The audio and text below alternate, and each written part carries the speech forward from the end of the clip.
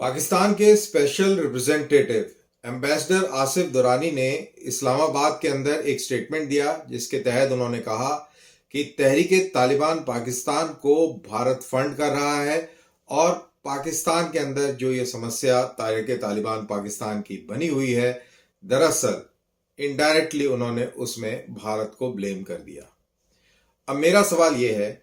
कि क्या पाकिस्तानी बेवकूफ़ हैं या इनकी ये मजबूरी है कि इस तरीके के स्टेटमेंट इनको देने पड़ते हैं। आपको याद होगा जब अमेरिकन यहाँ पर मौजूद थे और जो अफगानिस्तान की हुकूमत थी उस दौरान, उसके ऊपर इल्ज़ाम लगता था कि भारत को ये सपोर्ट करते हैं, जो इकोनॉमिक एक्टिविटी और डेवलपमेंट एक्टिविटीज़ के अंदर जो भारतीय लोग, भारतीय इंजीनियर्स, भारतीय सिक्योरिटी फोर्सेस के पर्सनल जो मुलविस हैं, वो दरअसल डेवलपमेंट का काम और पाकिस्तान के अंदर दहशतगर्दी फैलाने का काम करते हैं। ये इनका एलिगेशन था। लेकिन जब तालिबान की हुकूमत अफगानिस्तान पर काबिज हो गई, तब से लेकर और आज तक ये गतिविधियां जारी रही हैं और पाकिस्तान का ये जो आर्ग्यूमेंट था ये फ्लैट हो गया है। पाकिस्तान की फौज ने और पाकिस्तान के हुक्मरानों ने अपने आवाम को ये चूरन खिलाया था कि जब अमेरिका यहाँ से चले जाएगा और तालिबान की सरकार यहाँ पर काबिज हो जाएगी, तब हिंदुस्तान की दखलंदाजी पाकिस्तान के अंदर ख़त्म हो जाएगी और पाकिस्तान के अंदर जो सो कॉल्ड दहशतगर्दी है वो भी ख़त्म हो जाएगी। लेकिन ऐसा नहीं हुआ। इस आज़ादी की मुहिम में और शिद्दत आई है, चाहे वो बलूचिस्तान को लेकर हो, चाहे वो पख्तूनिस्तान को लेकर हो या NWFV की जो बात करते हैं जहां पर ये वाक़यात हो रहे हैं उसकी बात हो। दरअसल 2-3 दिन पहले पाकिस्तान की एक पोस्ट के ऊपर, पाकिस्तानी फौज की पोस्ट के ऊपर एक खुदकुश हमला हुआ, जिसके तहत एक लेफ्टिनेंट कर्नल और एक कैप्टन मौत के घाट उतार दिए गए और उनके अलावा 4 और सैनिकों को कत्ल कर दिया गया। ये दरअसल तहरीक तालिबान पाकिस्तान के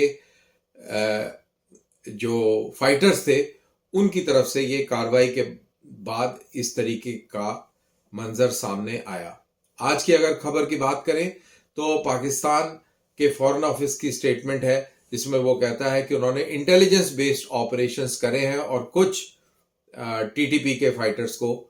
मारा है। बहरहाल ये क्लेम्स चलते रहेंगे, लेकिन ये पूरी जो कहानी, जैसा मैंने कहा कि क्या पाकिस्तानी बेवकूफ़ हैं या उनकी ये मजबूरी है, मैं उसको समझाने के लिए थोड़ा सा इतिहास के पन्ने पलटना चाहूँगा। आपको बता दूं कि जब पाकिस्तान आज़ाद हुआ था या पाकिस्तान एक मुल्क बना था, क्योंकि आज़ादी तो भारत को मिली थी, पाकिस्तान नाम की कोई चीज़ नहीं थी 15 अगस्त 1947 से पहले, 14 अगस्त 1947 से पहले, और ये एक नया मुल्क पैदा हुआ था, कृत्रिम मुल्क, artificial country, without any historical background और रीजन, कम्युनल बेसिस के ऊपर और रिलीजन के नाम पर ये मुल्क बना था। अब रिलीजन के नाम पर मुल्क बना और इस मुल्क को, आपको हैरानी होगी, एक मुस्लिम मुल्क ने तस्लीम नहीं किया और यूनाइटेड नेशंस के अंदर एंट्री के ऊपर भी रुकावटें पैदा करी। वो मुल्क था अफगानिस्तान। 1950 के अंदर अफगानिस्तान फौज ने बलूचिस्तान के अंदर घुसपैठ करी और बेसिकली आप ये कह सकते हैं कि लो की अफगान इन्वेजन पाकिस्तान के ऊपर 1950, अगर डेट मैं सही बोल रहा हूं तो 30 सितंबर 1950 को ये हमला हुआ। 6 दिन के बाद इस हमले के हमलावरों को डूरेंट लाइन के उस पार पाकिस्तानी फौज ने खदेड़ दिया। इसके बाद हमने ये देखा कि 1960 के अंदर जनरल अयूब खान के टाइम बॉर्डर स्कर्मिशेस हुए जलालाबाद के इलाके में और पाकिस्तानी एयरफोर्स ने अफगानिस्तान में जाकर बमबारी करी। उसके बाद 78 से लेके 92 तक जब सोवियत प्रेजेंस थी तो हमने देखा कि बहुत ज़बरदस्त मुदाखलत पाकिस्तान की तरफ से हुई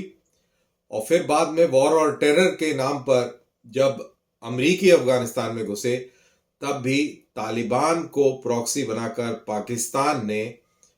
अफगानिस्तान के अंदर घुसपैठ जारी रखा, अफगानिस्तान को स्टेबलाइज नहीं होने दिया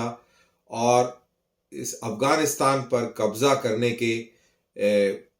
कवायद में ही तालिबान को वहां पर काबिज किया। वो बात और है कि तालिबान ने पाकिस्तान के पिछवाड़े पर लात मार दी है और अब पाकिस्तान को समझ नहीं आ रहा कि हम क्या करें। तो अगर ये बैकग्राउंड हम पूरा समझते हैं तो हमको ये समझ में आता है कि पाकिस्तान की ये मजबूरी है कि इस तरीके के स्टेटमेंट जो आसिफ दुरानी साहब ने इस्लामाबाद के अंदर दिया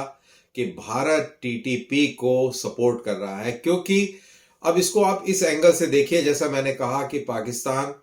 इस्लाम के नाम पर बना था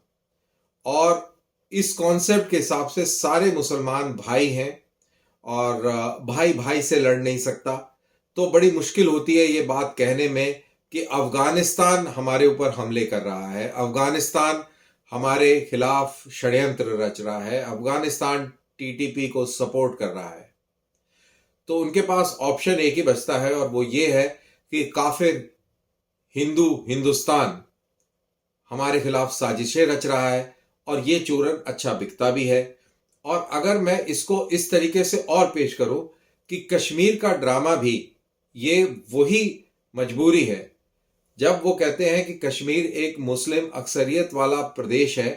प्रांत है और इसको काफिरों के चंगुल से छुड़ाना है, तो ये ज्यादा रेजोनेट करता है क्योंकि याद रहे कि